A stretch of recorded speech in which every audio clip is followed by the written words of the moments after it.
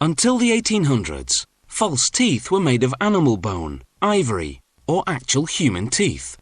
These often came from the poor, or even from dead bodies. Thankfully, today's dentures are made from ceramics. It all starts by heating a sheet of wax over a flame, which is pressed onto a rough plaster model of the patient's mouth. The lab technicians use this model to prepare what's called an impression tray, which will be used to make a rubber mould to cast the dentures. An acrylic material is applied over the wax lining, forming a handle so it can be removed afterwards. Once the acrylic hardens, the wax is discarded. The dentist then fills this new acrylic tray with rubber to take a final impression. The lab uses the hardened rubber as a negative mould of the patient's mouth. The mould is filled with plaster to make a new, more precise model. The new model is used to make the part of the dentures that fits on top of the patient's gums. A special orthodontic acrylic is pressed into the model to form what's called the base plate. Then a sheet of wax is heated to form the rim of the base. This new acrylic and wax model now goes back for another fitting in the patient's mouth. The dentist takes a series of measurements to show the lab exactly where to place the teeth.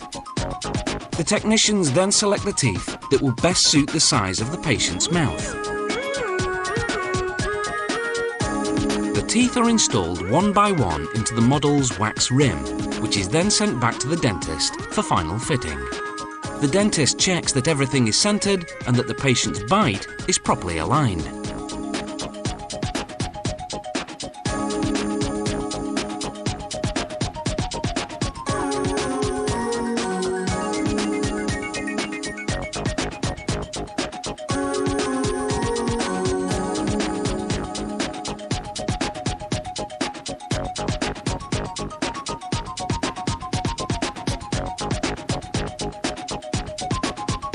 If the model fits well and looks good, the lab can finally begin to manufacture the dentures.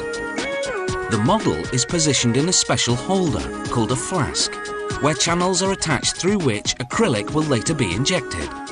This acrylic will replace the wax holding the teeth in place. But first, to get rid of the wax, a plaster mould is cast which will hold the teeth in place. Once the plaster dries, it's submerged in hot water for 5 minutes to melt the wax inside.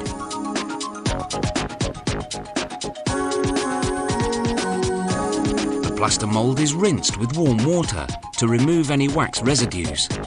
Then they apply what's called a separator, a chemical that will keep the acrylic from sticking to the plaster mould.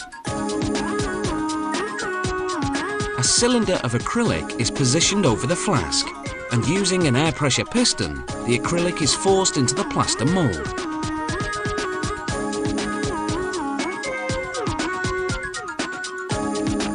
The mould is submerged in boiling water for 35 minutes to harden the acrylic.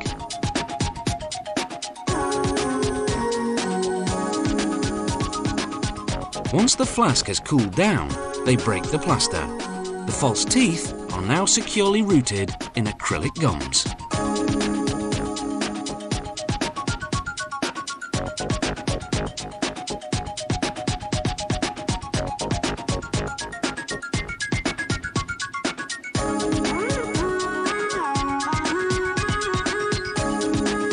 An ultrasonic bath rids the dentures of any remaining plaster.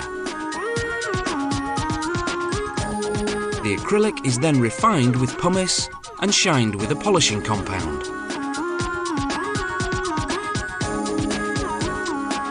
The set of false teeth is finally ready. When a patient doesn't need a full set of dentures, they receive what's called a partial, made much the same way they're hooked on at either end of the patient's natural teeth.